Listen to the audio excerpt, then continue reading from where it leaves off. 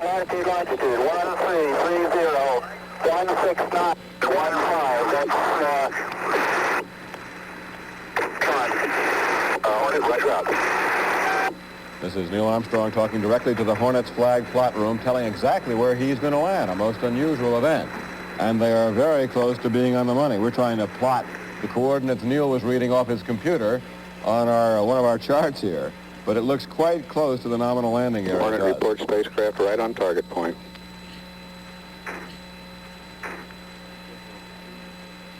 Okay, Hornet, follow their guide.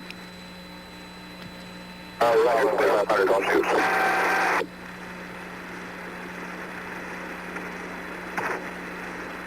Now about 58 seconds away from landing. Square 1 has clear contact bearing 150 holding.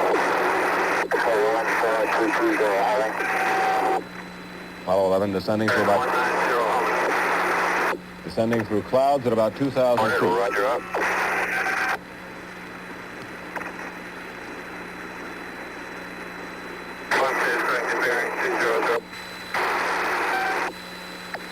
Apollo 11 at 1,500 feet. Hornet, roger, copy out. That's Neil Armstrong giving the position reports. I have a visual, dead ahead, about a mile and a half.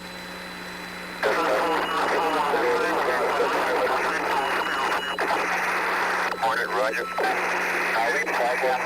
To the spacecraft. Roger, this is Swift 1, Apollo 11. 800 feet. Roger. Got it around it.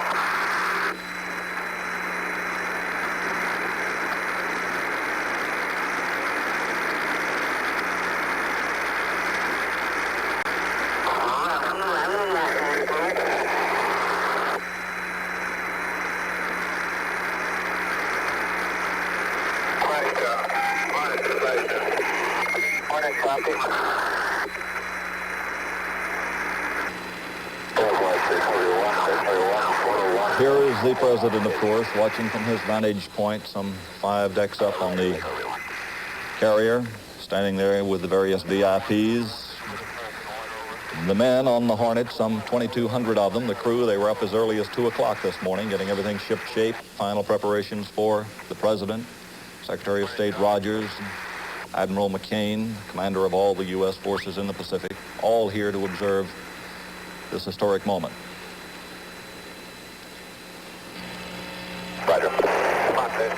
And we're now getting word from the swim helicopters, the rescue helicopters, that the crew is in excellent condition. Let's go to them now and see if we can pick up some direct radio communication. The ship is 2¼ miles from the spacecraft now, and the spacecraft pretty clear now in the picture. The big swimmer, Lieutenant Heidelberg, is using hand signals to communicate with the astronauts inside their spacecraft. He does have a little plastic board with him and a grease pencil, which he can write on and flash messages to them that way. Actually, Ron, not much communication is needed between the astronauts. The hatch is now open. We have word from the scene from the recovery helicopter. And the first astronaut is coming out. That would be Buzz Aldrin, wouldn't it, Nellis? I believe so, yes. Band on the deck strikes up. Let's listen to that band, as they say. President's applauding as they play Columbia, the Gem of the Ocean. Columbia, of course, is that module out there. There goes the first astronaut. Up in the Billy Pugh net. Up in the Billy Pugh net.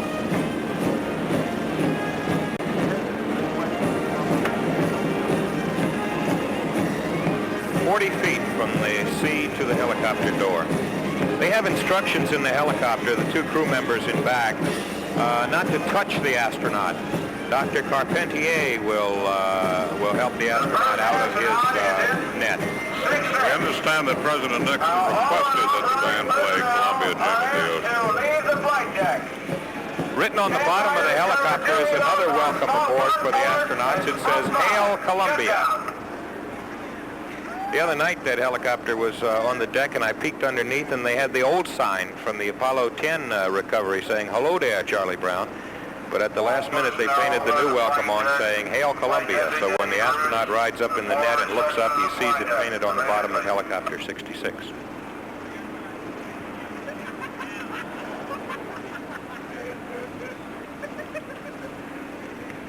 Here goes the second astronaut up in the net. Down here on the hangar.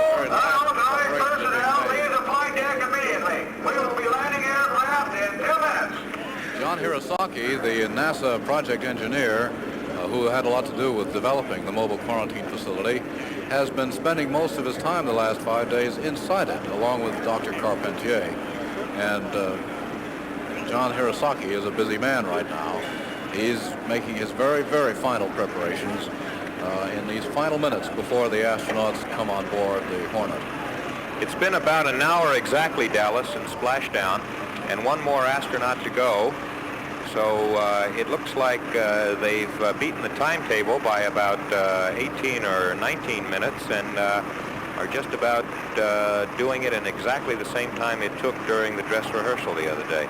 And considering that the spacecraft came down fairly far from the ship, the seas are a bit rough today, and they had to go through the decontamination process, that's pretty good time. I'd say it's excellent time.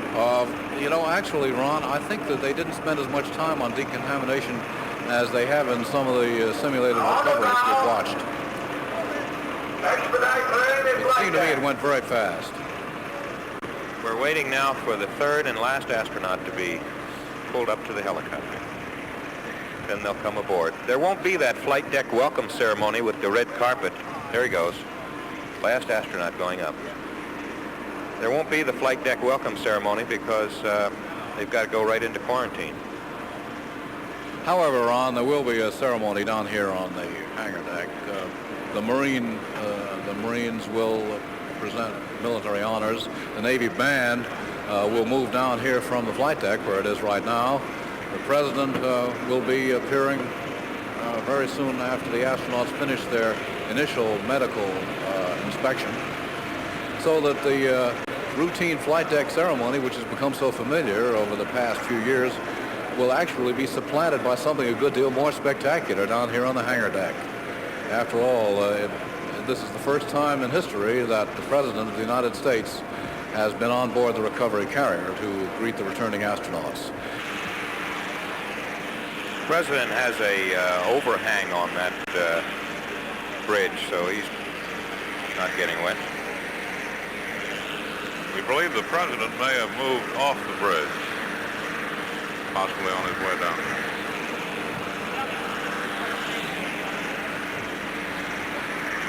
It's only a very short trip. Oh, there he is. He's moved aft, and he's back to the Admiral's Bridge, just outside Flag Plot.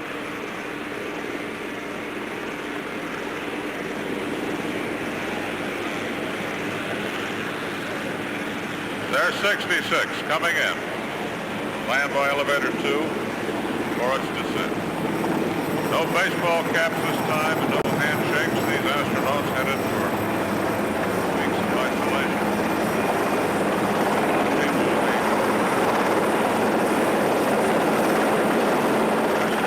Fantastic event. Papa Camino, Ohio. A man from Montclair, New Jersey. Walk on another planet. Their partner. This incredible event. Recovery complete. Shut down. President Nixon seems genuinely moved by this moment. Oh, and here goes helicopter 66 down to the hangar deck where the mobile quarantine facility awaits astronauts Neil Armstrong, Buzz Aldrin, and Mike Collins. And let's get the report from the hangar deck now. Big moment. Number 3 elevator on the port side is still in the raised position.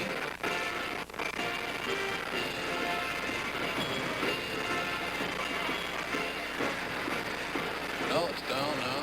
Down now.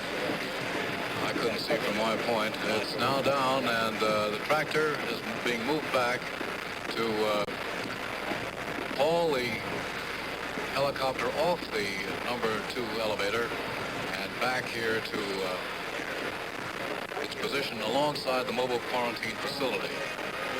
band still playing joyously up on the flight deck. President Nixon is still on the flag bridge. We expect he'll be coming down soon. Here comes the number 66 being hauled inboard from number 2 elevator very slowly by the tractor. The procedure is for the tractor to pull it straight across the ships, and it will then be backed by the tractor. So it's being pulled now with the nose forward in order to move it around in the correct position. There it goes. Now the tail of number 66 is pointing aft along the hangar deck.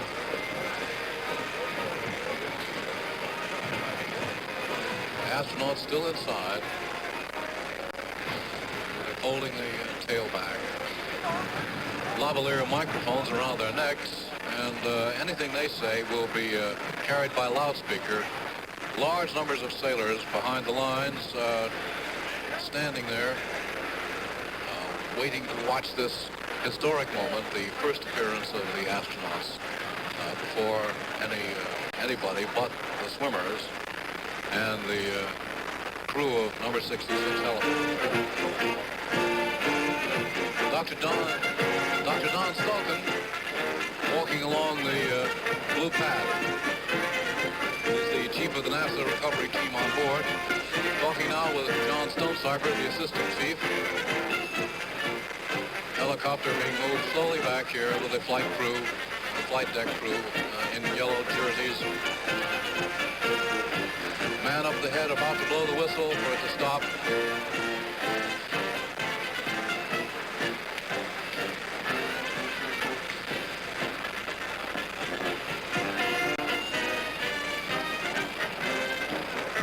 The hatch is just about in position. A few more feet. There it goes. That's it. Dr. Stolken, Dr. Stonecipher personally moved that flight of wooden steps up to the hatch on the starboard side of the helicopter. Dr. Carpentier slides it open, and here they come.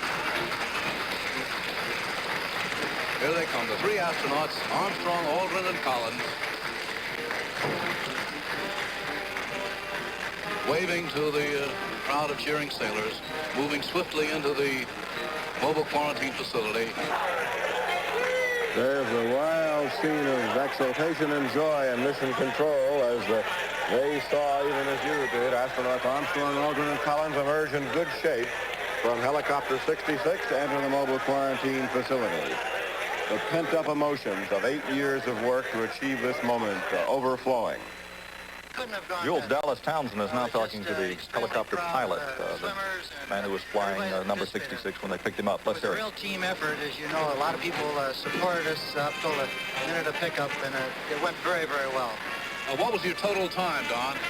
Gee, I'd have to look at the log sheet, Dallas. I don't know, but I feel we're about 5 or 6 minutes ahead of our schedule. It just couldn't have gone more smoothly. Chief Wood here did a magnificent job, and Chief Rob Ned, who is still locked up in the airplane, also did well. Chief Wood, did you have a chance to say anything to the astronauts? Did they say anything to you? No, sir. With the bigs on, they couldn't have heard me, and with the headset we had on, I couldn't hear anything they said. Their actions indicated they were cheerful all the way through the entire procedure. Was there any sort of message that they conveyed in some way or other to you? No, sir. We didn't really have time. We were too busy trying to get our gear together to get back on board. Lieutenant Johnson, you probably got a look at them. You were flying co-pilot. Yes, I was. I looked back as we got out of the helicopter, and one of them gave me a thumbs up. That's the only signal I got from them. They sure looked cheerful, though. Glad to get back. Boy, it was a big thrill for me to pick them up, too. Let's go outside mission control now, where ABC's Jim Kincaid is standing by with lunar module pilot Gene Cernan from Apollo 10. How about it? Pretty great. Just outstandingly beautiful. It's just unbelievable, but real.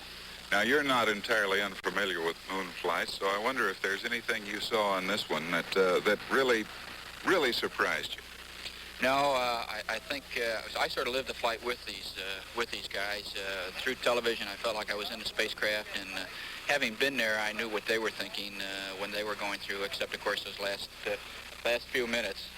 And here's another man who's been there, Bill Anders. Bill Anders. I talked to you just the other day, Bill. What's your first comment? I think it was mighty beautiful flight.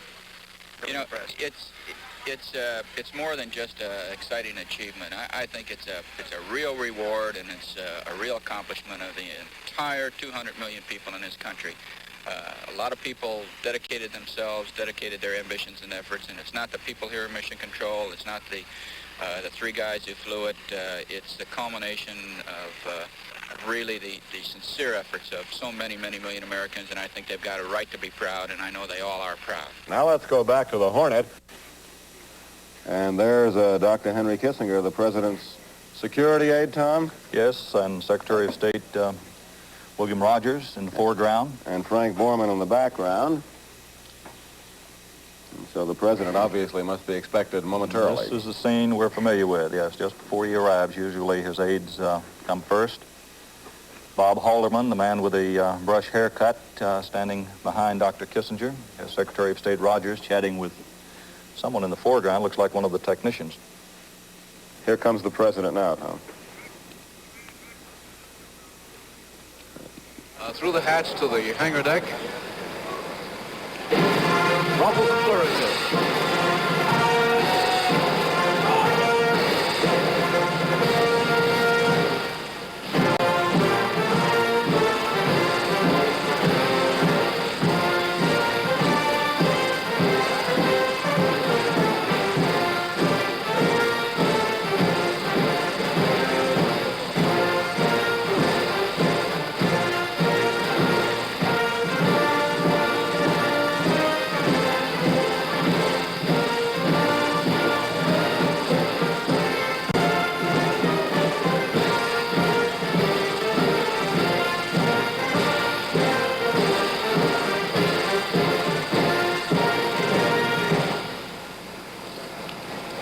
President Nixon waving to the astronauts. The curtains have been drawn. And there they are in the rear window. The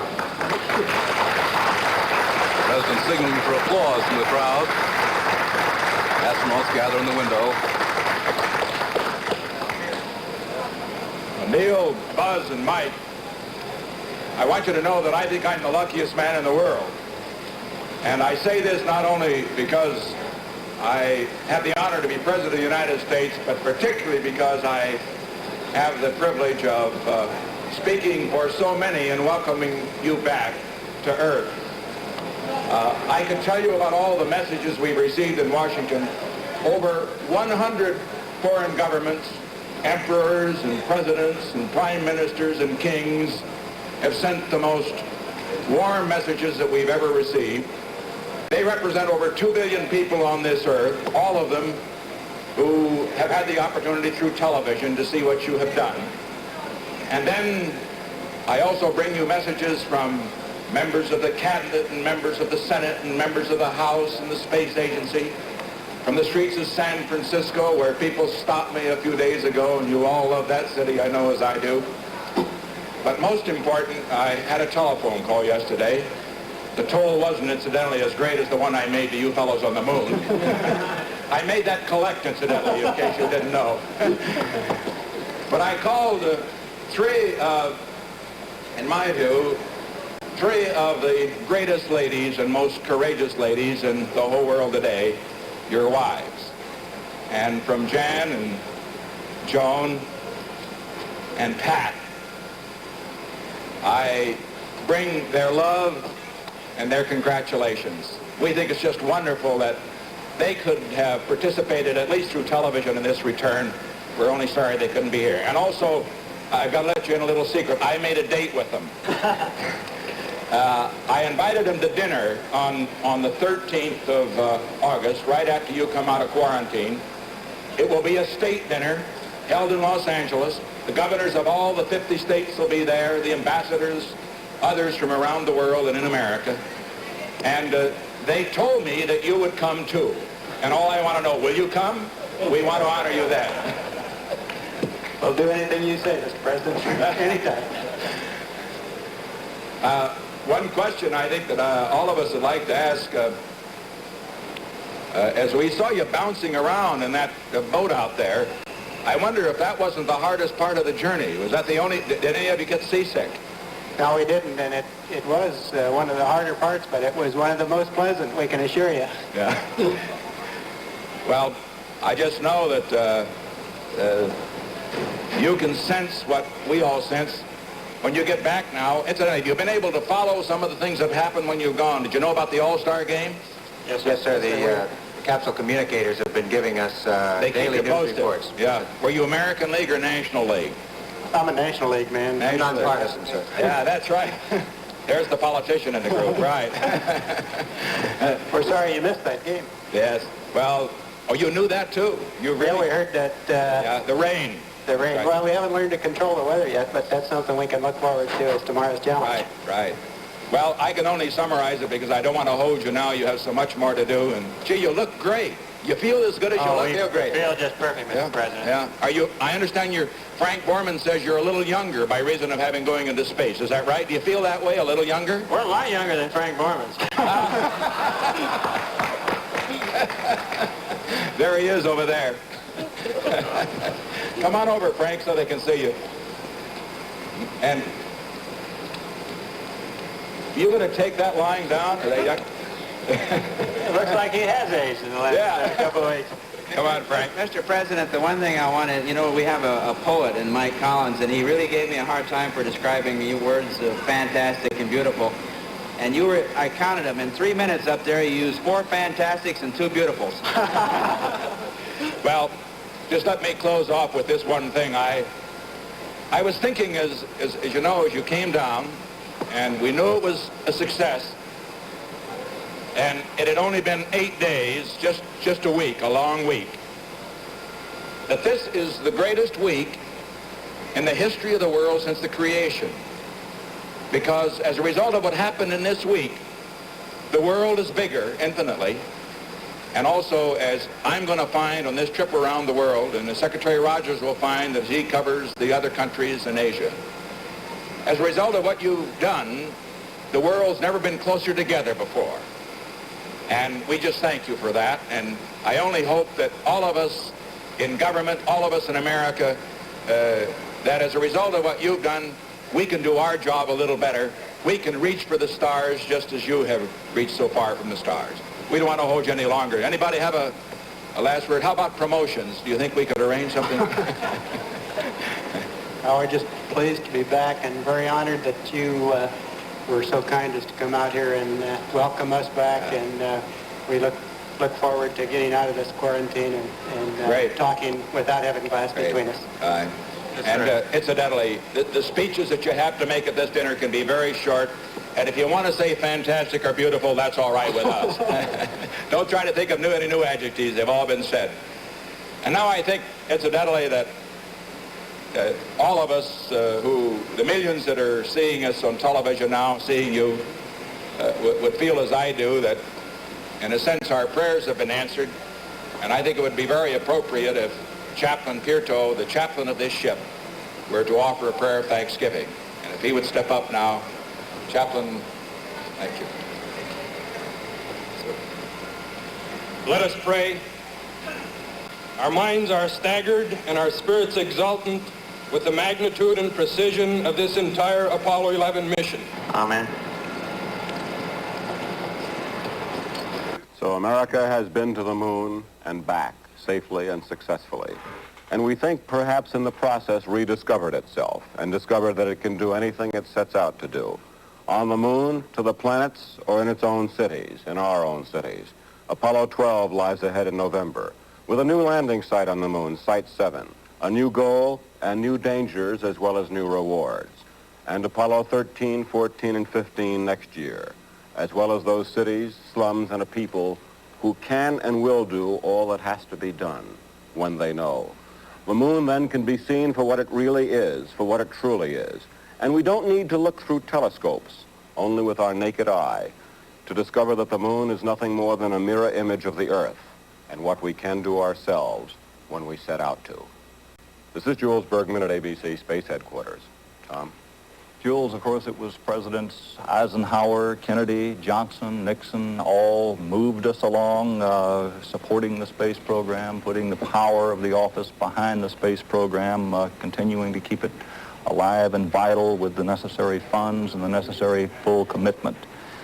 President Nixon there today was there as the chief executive, of course, but many other presidents, those I just mentioned, of course, have had a great deal to contribute toward this final goal of putting a man on the moon.